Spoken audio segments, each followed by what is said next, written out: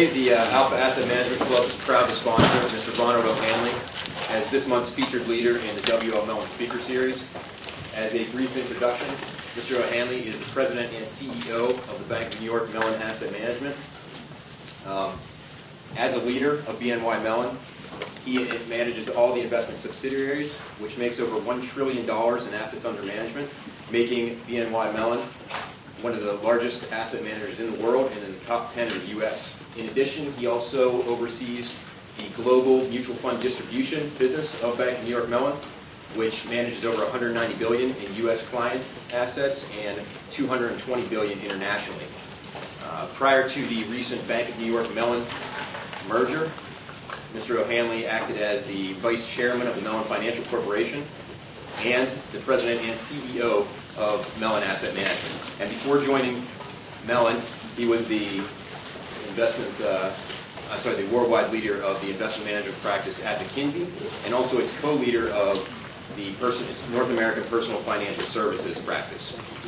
Mr. O'Hanley is also an alumni of the Harvard Graduate School of Business, and he holds a long list of affiliations with nonprofit organizations. And with that, if you'll please join me in welcoming Mr. O'Hanley to the Tepper School of Business.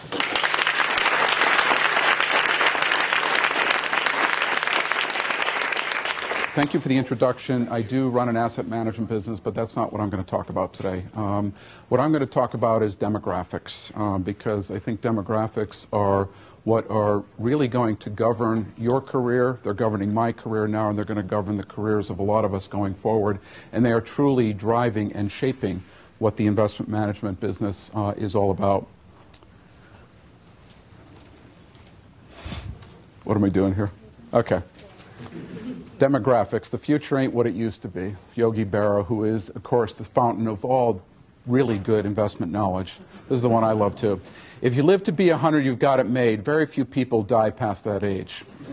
Why am I interested in this? Why is it that here we are talking about, sponsored by the Alpha Investment Club. I run an investment management group. What we think about is returns for our clients. Why are we so focused on this? I'm an investment manager, not an actuary.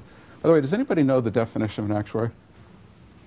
Are there any actuaries in the room? I don't want to insult my audience. You're an actuary? Okay.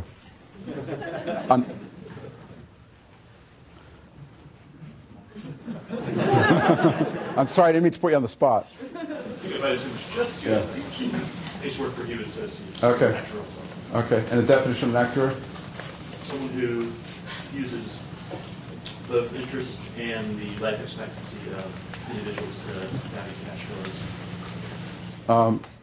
That's the technical answer. The real answer is an actuary is a person that wants us all to die on time. The reason why this, though, is terribly important, and you probably know this better than anybody else, is the world is getting older. And I'm going to talk today a little bit about how old the world is really getting and what it means for retirement, what it means for health care, what it means for social policy going forward, and ultimately what it means for this business. And if you look at it, it's just pretty straightforward in terms of what's happening here. This chart here shows the percentage of population age 65 and older. You've got the developed world in the I guess the brown there, and the developing world in the purple. And what you're seeing is a greater percentage of people in the age 65 and over.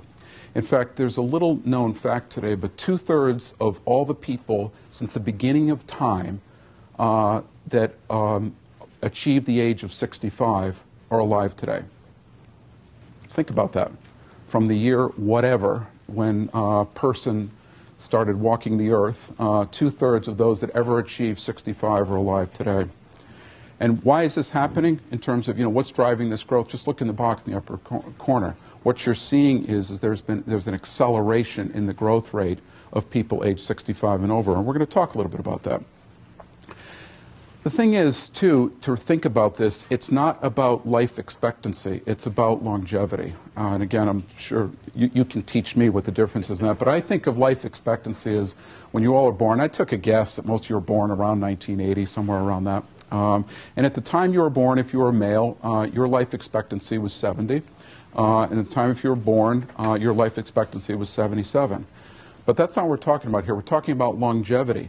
And today, as we speak today, if you're a male age 65, you have an 85%, excuse me, a 50% chance of living to 85.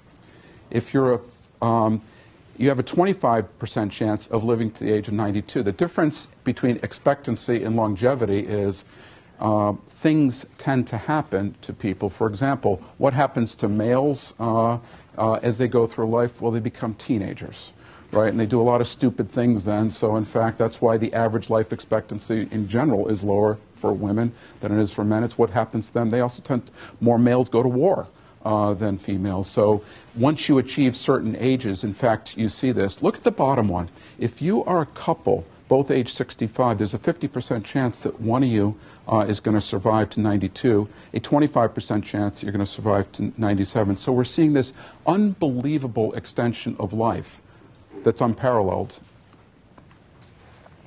What does that mean? People familiar with the concept of dependency ratios? Dependency ratios are basically the number of people that work versus the number of people that are retired. And if you think about most Social Security systems, they're basically a Ponzi scheme, right? Whether it's we can talk about the trust fund. And by the way, if you can show me where the money is, that'll be interesting. But most Social Security schemes are pay-as-you-go. So they're premised on the fact that we need people working to support people that aren't working. And if you look at the year 2000, this is dependency ratio. So the way to read this chart, right, is in the U.S., there's 3.8 workers for every retired person out there. Look what's going to happen, though, as people age. Look how those dependency ratios are going to change. In the U.S., in the year 2040, and by the way, the beauty about demography, this is going to happen. You know, short of some cataclysmic event, right, where a meteorite hits the Earth, this is going to happen. There's no way we can change what's going to happen here in terms of the number of people that are going to be age 65, et cetera. But you go to the year 2040, 3.8 is going to go to 2.1. Look down on the right there, the 1-to-1. What that means is in Italy, for every person that's working, there's one person not working. I used to have a chart when we did this, which was very illustrative. It showed somebody kind of holding people as they're going along, dragging all these retirees along, and that's basically what's going to happen. And think about most Social Security systems, which that's what the developed world has, right? They have pay-as-you-go systems premised on workers financing the retirements of non-workers with a 1-to-1 ratio. By the way, this problem is not limited to the U.S. It's not well understood, but China, in fact, or it's not limited to the developed world. China has a worse situation for a couple of reasons. The main one being the one-child policy that was in place for so long. It was basically in place for about 2 generations. What that resulted in was a couple of things. Obviously, fewer people coming to working age as we speak now, but also just a disproportionate number of males to females because of the female infanticide that was going on. What you have is China is in danger of getting old before it gets rich. And think about most countries. Think about how most countries develop. Very large family units. I mean, it was very typical, whether it's this country or almost any other country, agricultural-based, very large family units. You wanted to have a lot of kids work the fields. You also had a lot of disease, right? So you may have had 7 kids, but you know, by the time they reached the age of 18, 19, you only had 4. That's not what happened in China for the past 30 years. So you've got a situation now where I actually don't have that chart in here, but you'll see if I went back to this chart here and put China on it, China's going to look much worse than the U.S. in the year 2040. As you think about in terms of dependency ratios. What does it mean? What's the implications of all this? One is just for retirement. As people are getting older, the whole social contract, think about the DB plan. All the DB plan was a social contract between the employer and the employee. And the employer said, you stick with me for most, if not all, of your career, and I'll provide for your retirement. But at the time these plans were developed, back in the mid part of the 20th century, there was a very different view on how long people were going to live. And think about Social Security. Life expectancy at the time that the Social Security Act was passed was 67. So the view was you're going to retire at 65, have a grand retirement of 2 years, and we could all afford that. That's obviously not what's going on now. DB plans are a bit different, right? That's not the government paying for it. That is an employer, some industrial company, some financial institution saying, you work for me, I'll pay you for the rest of your life. If at the time the plan was formed, we thought you were going to live to 67, that's one thing. If there's a 25% chance you're going to live to 97, that's a very different thing. I got to pay you that amount. So what's happening? You're seeing the abandonment of plans. And by the way, people talk about these unhealthy companies or these troubled companies. Look at this list in terms of institutions that are saying the DB plan doesn't make sense for us any longer and we can't do it. Fidelity, State Street, DuPont, Coca-Cola. So as people are getting older, one of the pillars of how they thought about their retirement is in fact going away. Now we've had pension reform. And there was an act passed last year, and it does help. I mean, I think it does move us towards giving more responsibility and more tools to the individuals. It has increased the volatility. Remember, the Pension Reform Act initially came out to have more transparency, change the accounting rules related to how plans work, and really wasn't thinking about this issue of demographics and longevity. And I think it is an improvement. I think it will give companies maybe a little bit of impetus to retain the DB plan. But in terms of long term, and it's not going to solve this issue, and I'll show you why. But before I get to that, the other big source of pensions in this country, right, of private pensions, are state and local plans. State and local plans are a little bit different in that it's, any of you here that are taxpayers, you are in essence making a promise to public workers that you are going to finance their retirement. Unlike corporate plans, these things can't be changed. They can't. The only way they can be changed is through some kind of act of the legislature. In some states, for example, Texas, in fact, it takes a constitutional change. So to change the benefit of a retiree in the state of Texas, you need to change the Constitution. That's a little bit difficult to do. What you have today is an enormous, the way to read this chart, right, is how many plans are underfunded and what level they're underfunded. It's the percent funded. So 37% of the plans are funded at an 80% present value level. That's grossly underfunded. In fact, the estimate here, if you add this all up, it's about $500 billion in underfunding in the state and local plans in the United States. So clearly there's some fixing that's required. Social Security, the pay-as-you-go system, does need fixing. Let's assume the trust fund is real. I mean, I have a hard time with the trust fund because it sounds to me like I'm using my MasterCard to pay my Visa bill. But let's assume there is one, or I'm using my MasterCard to borrow money to put into an account so I can pay my Visa bill. The trust fund today has $2 trillion, but we're in a nice situation now because you've got this demographic wave in the U.S. is in fact hitting its peak earning years. In fact, it's taking in more money than it's putting out. That reverses in 2017. The amount of money coming in through Social Security taxes is actually going to go out. It will be reversed. More is going to be paid out. And then the so-called trust fund, the amount that was supposedly put away, right, that will be fully depleted by the year 2041 unless something's done. Now, the thing about Social Security is, and I'm not going to spend a lot of time on this, or we'll spend all our time on Social Security. My own view, and the view of many, is this is pretty easy to fix because you have time on your side. As long as you've got individuals now making more money than they're taking out of it, you get the time value of money, you get investment return, we can fix this thing. And there are some promising solutions out there that really don't seem to, in my mind, be that onerous. You can raise the cap on income by 0.5%. You can reduce the growth of benefits by 16% a year. And real benefit payments, this is the typo in here, would actually double between 2005 and 2018, not 2080. Even I can't see out that far. You can raise the cap subject to raise the cap on income. You can have some thresholds, or you can have means testing. The point is, for all the heat and light around Social Security, it's actually not that hard to fix in terms of if what you want to have is comparable kinds of benefits or near comparable kinds of benefits. The real challenge, which I'm going to get to, and the implication that we all have to be worried about on this aging and longevity is how are we going to finance health care? And this really is the greatest challenge in all this, and what I think my industry needs to face, and what I think hopefully you coming into, whether it's this industry or another, is going to help solve this problem.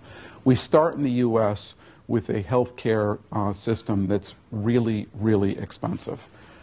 It's growing at least as fast as everybody else, but it's growing from a much higher threshold, right? So you basically got the per capita expenditures over twice that of the rest of the second highest expenditure.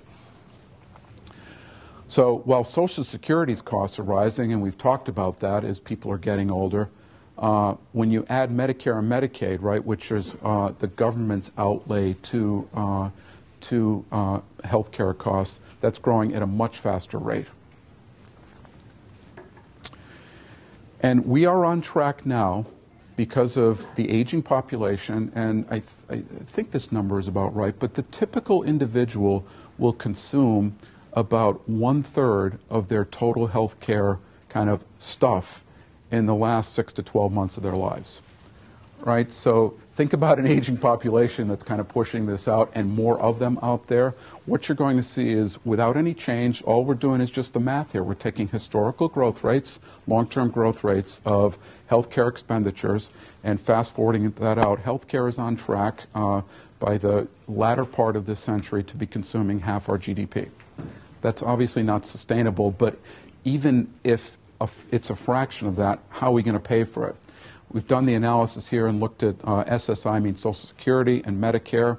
The Medicare problem, particularly with the changes that were instituted in Medicare, the drug benefits and things like that. I mean, Medicare is not a means-based system, so we've basically made a lot of promises that we have no idea how we're going to pay for. The payout will exceed the revenues. I mean, there is a little increase in the Medicare tax that came, but the payouts are going to exceed that really in a few years, 2011.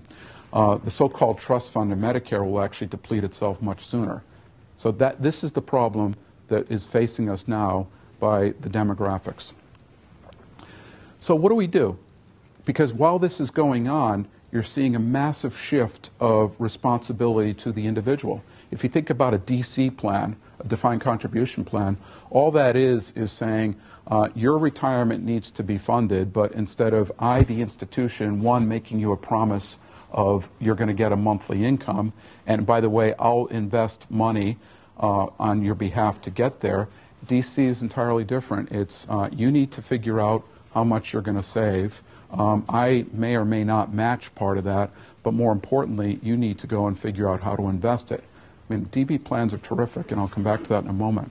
The problem is with an individual is, and I know a lot of work being done here in behavioral finance, which is a fascinating area for me, but there's some common behavioral obstacles. One is just lack of self-control, right? It's very hard for you all sitting here at the age of, whatever the average age in this room, 25, saying what I really ought to do is forego a fair amount of spending now.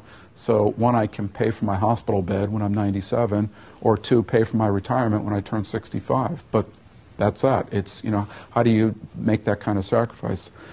Lack of preferences, inertia, procrastination. I'm only 25. Why do I need to do this now? Can I wait till 30? Choice overload is a big deal. Choice people think is a good thing. I'm not so sure it is. And we all suffer from it. Don't you always wish when you're out there, whether it's buying a car or buying anything, just give me the 3 to choose from instead of the 33 or the 333? Overconfidence. I know there's been some work done here. Investors tend to be extremely overconfident, particularly in good times. You talk to investors, and we do this. We have a large institutional business, but we also have a fair high net worth business. So these, one would think, would be the most sophisticated investors in the population. We ask our client base every year. We ask them to project out what they expect market returns to be over the next 3 years.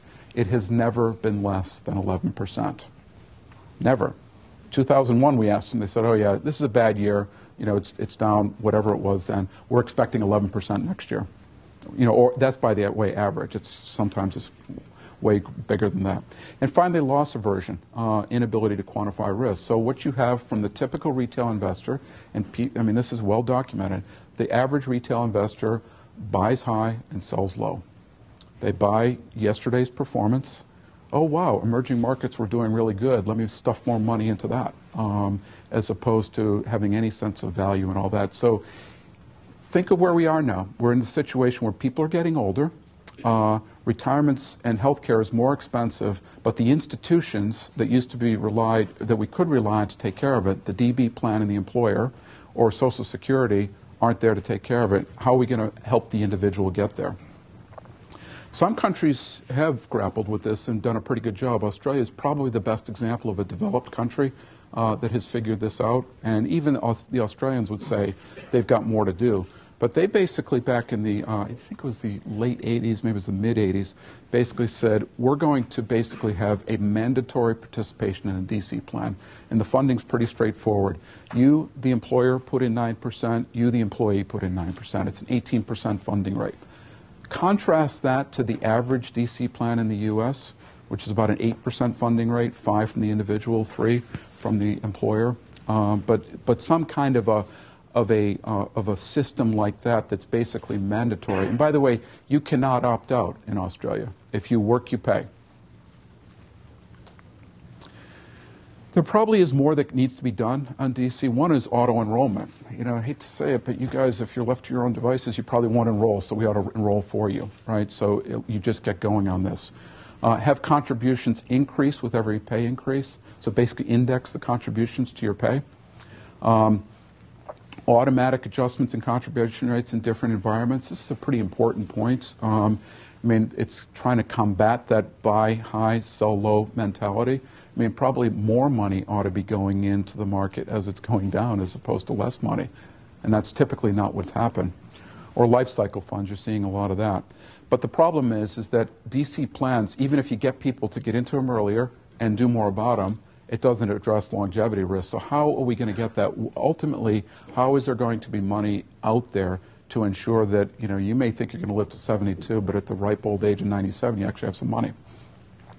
Annuities probably will play a role here, right? Some form of a guaranteed income that you pay for in the private market.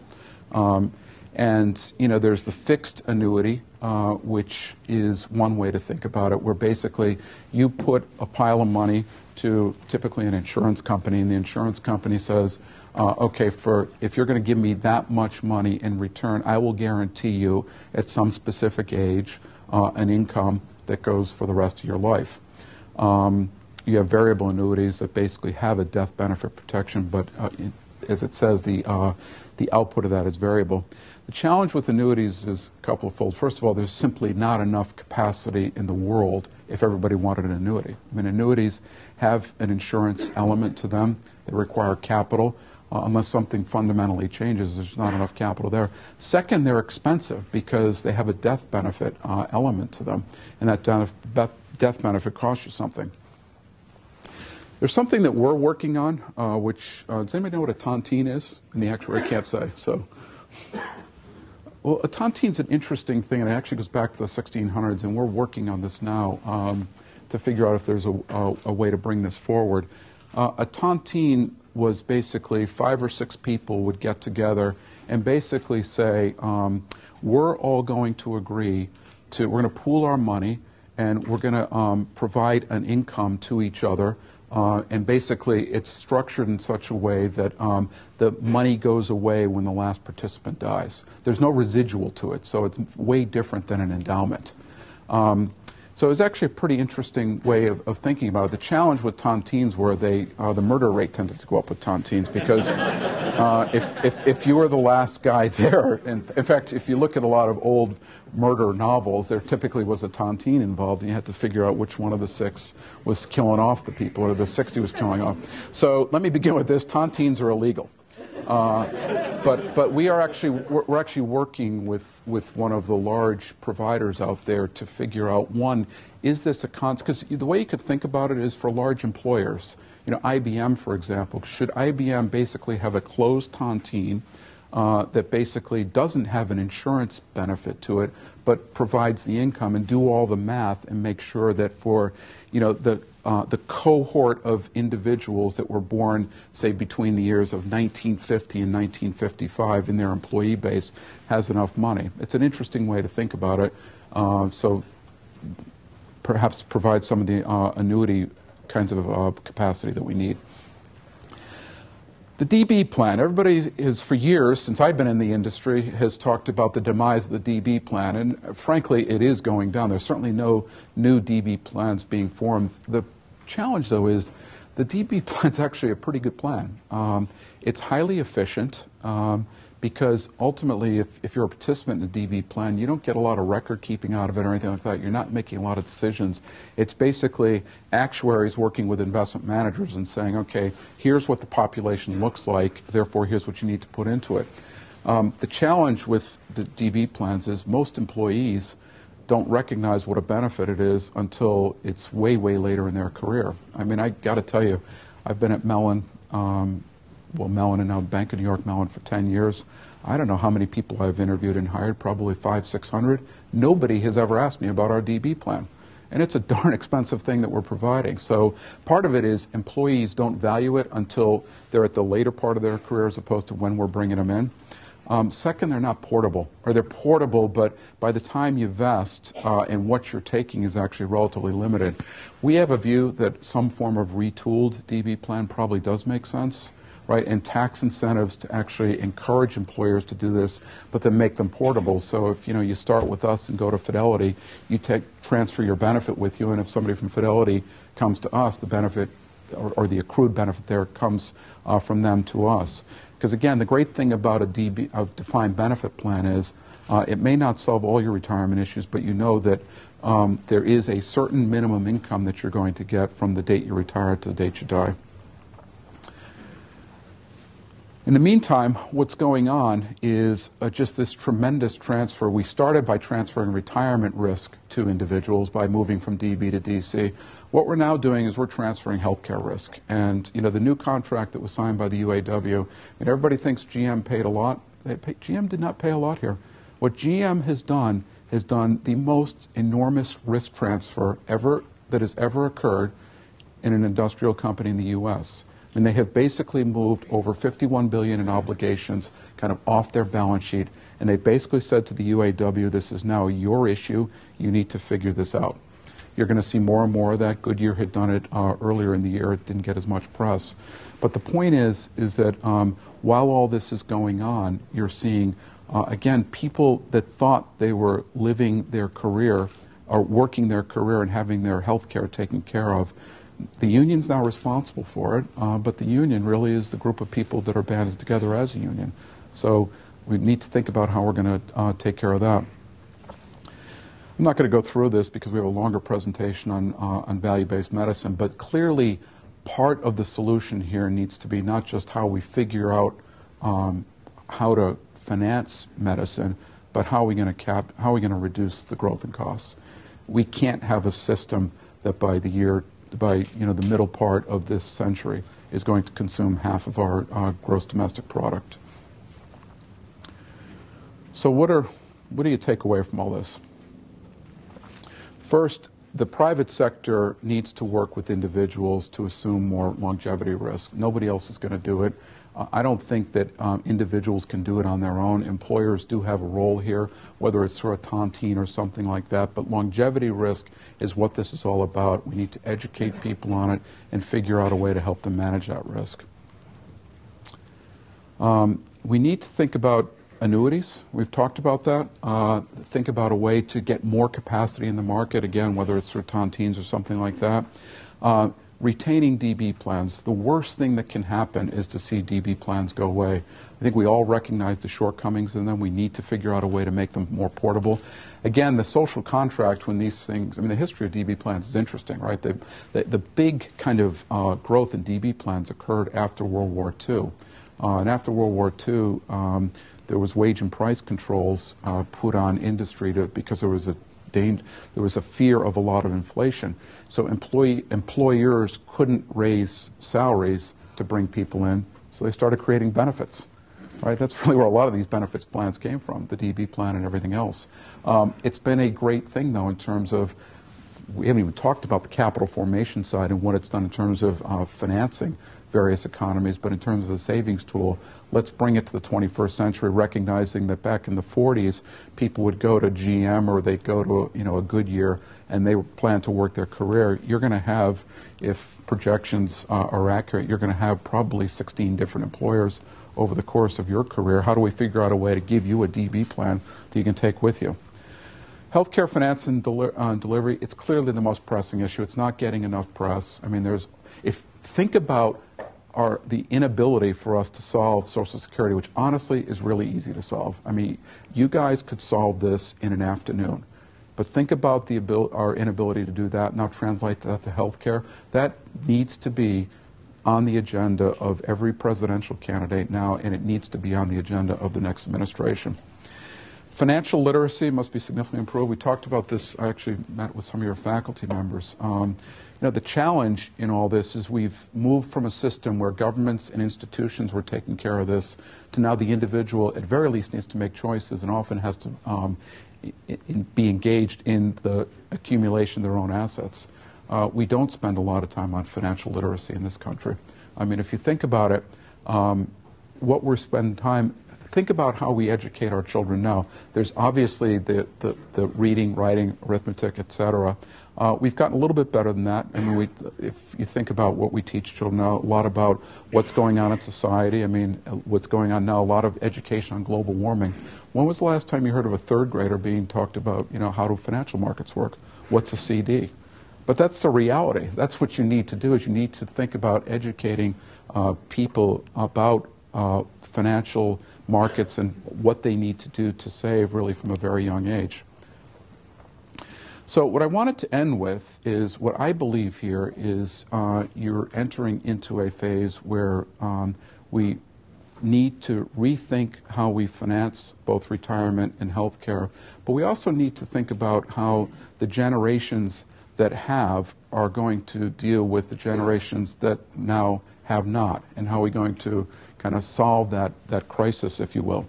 So what I want to do is show you how, I'll leave this on a bit of a light note, show you how at least one member of the aged generation is dealing with all this.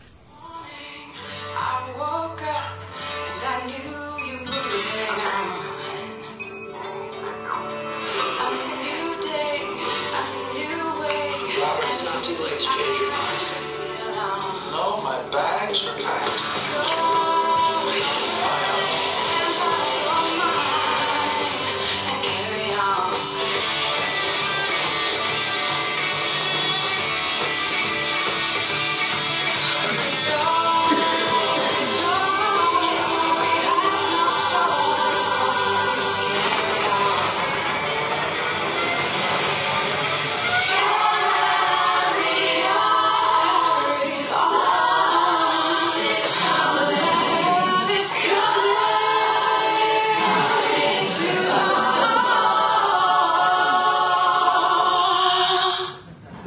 See, even Sony's in the retirement business. That's all I had. Thank you very much.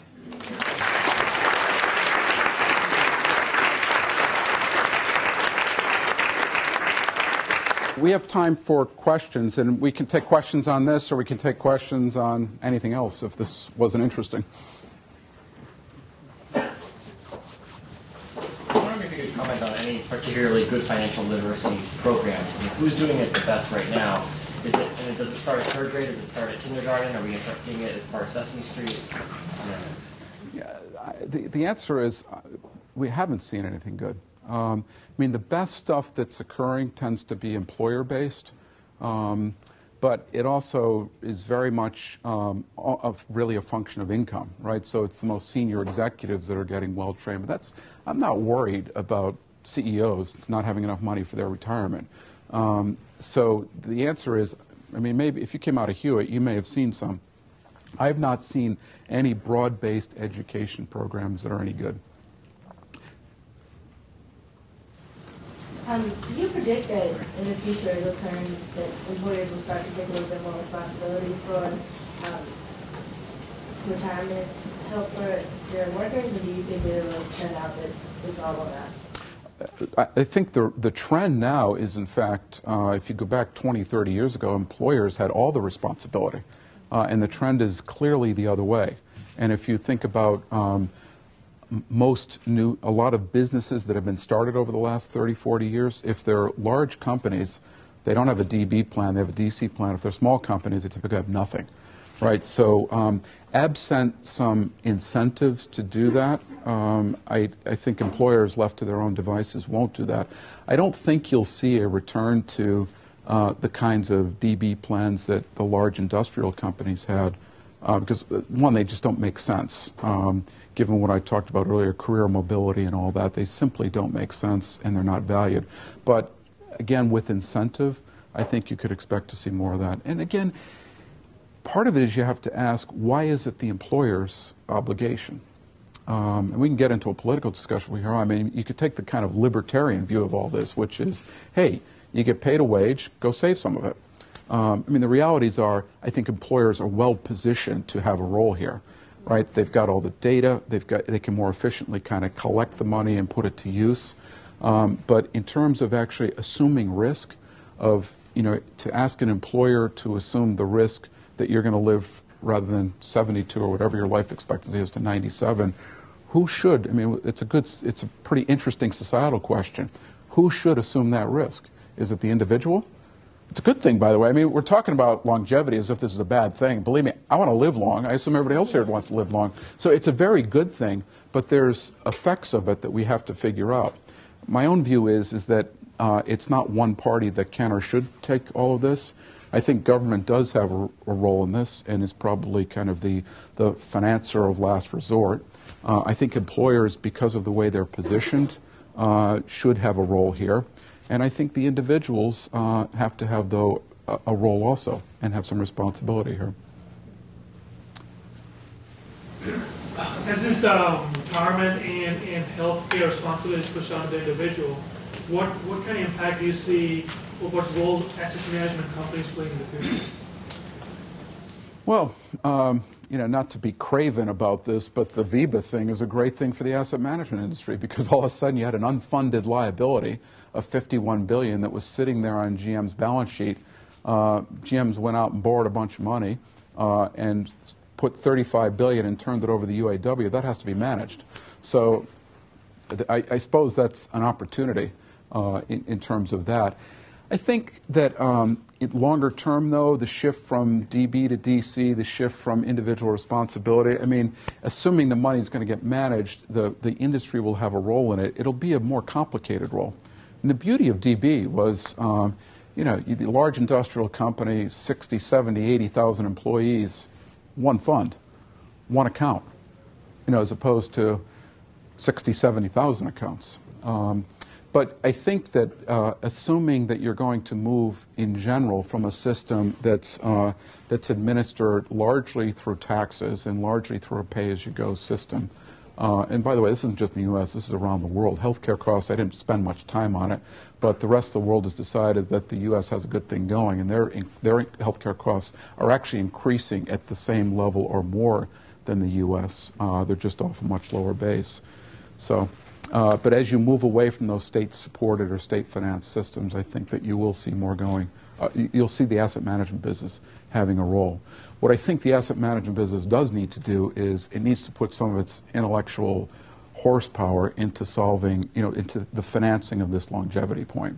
And I don't know whether our tontine idea is going to work or whatever, but we need to be figuring out ways to address that specific issue, which is longevity risk.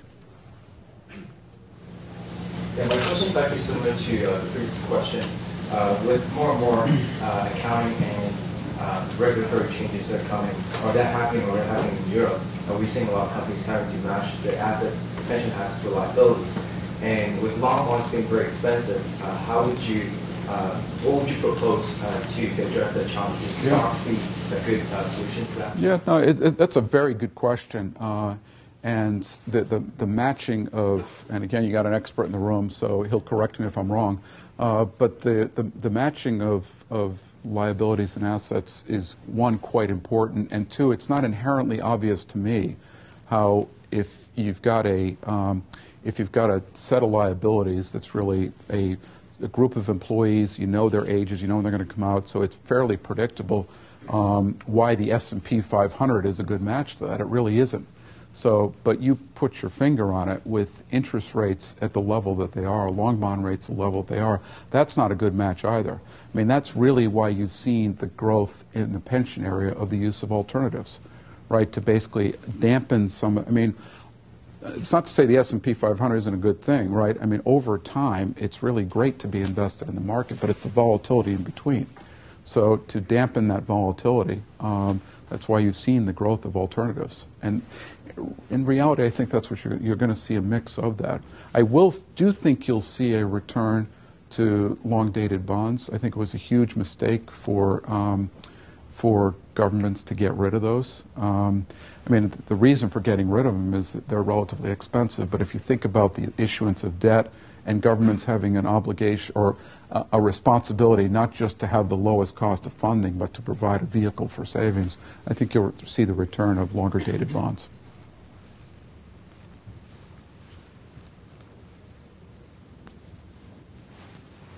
Pittsburgh obviously has a vested interest in the health of Mellon Bank. What's happening with the merger? The merger is going along very well. For those of you that don't know this, Mellon and the Bank of New York merged. We announced the merger on December 4th of last year. We closed it on July 1 of this year. And what we went from at Legacy Mellon, really a business that did two things, managed money and serviced assets, so asset management and custody. Asset management was about 70% of our business. Custody was about 30%. We merged with the Bank of New York, which did those two things plus a few others. We're now a $52 billion market cap company. We've gone from having assets under custody of about $4 trillion to assets under custody of over $20 trillion. And in addition, have exposure to businesses that were new to us at Mellon, the corporate trust business and the clearing business. Today, that asset management at Bank of New York Mellon is just about 30% of our business. So we've gone from 70 to 30 in terms of percentage of the total, which I think is actually a good thing. My own view is that asset management is a great business as long as markets are going up. It's a bit of a difficult business when markets aren't, particularly when you've got shareholders waiting for a dividend. So I think the fact that that it's a more balanced income stream is in fact better for the institution. In terms of what's going on in Pittsburgh, the headquarters moved from Pittsburgh to New York, but the employment is going up. There's not only a pledge to do that. That was happening anyway. I mean, I'll give you a very real example from my own business. We've got index equity business to here. So what you'll see over the short to medium term is employment will go up. But the realities are, and I come from a city, I mean, the asset management business is actually headquartered in Boston. I come from a city that's seen a lot of this. I mean, it makes a difference when headquarters move. It's not good for cities when they move. So how Pittsburgh deals with the moving of headquarters, I think, is a pretty significant issue, because we've seen it in Boston. Boston enjoys a lot of employment, but it's in a lot of financial institutions there. But I mean, if you look at the big financial institutions in Boston, there's us. We're very large. You've got Bank of America there. They're not headquartered there. So, and that does make a difference in terms of civic leadership and things like that. I think we have time for one more. Is that what you said? One more. Okay. You talked about the ease of solving the Social Security problem from a technical perspective, but the difficulty from a political policy perspective, suggesting that the healthcare problem is even going to be worse. What can the private sector do to kind of force these issues further up the public agenda and actually to a point where some reasonable solution can be effected? That's a good question, because part of the reason the Social Security issue has been so hard to deal with is that the elderly voting bloc is unbelievably well organized and has some very, very good representatives at the table. Whether they're their own, I'm not making a comment necessarily on congressional leaders, but whether it's AARP or others. So I think at some point there needs to be a recognition that You know, we can continue doing this, and yeah, the people that are 60s, 70s, they're going to get theirs, but nobody else is going to get theirs. Part of it is really highlighting the problem, which I don't think that's been well done. So that would be the first step. And second, the private sector has to probably exert a larger role than it normally does in highlighting the problem, because you've got a lot of legislators that are just scared, right? I mean, if you think about the average legislator and you look at their mail and you look at their emails, and where's the preponderance of them coming from on any issue, by the way, whether it's Social Security, whether it's gun control, whether it's, you know, be good to pets, right? It's elderly people that are the most organized and that are spending the most time doing this. And so therefore there needs to, I think, be an education effort on our part and others to do that. Well, thank you very much. Thank you for the time.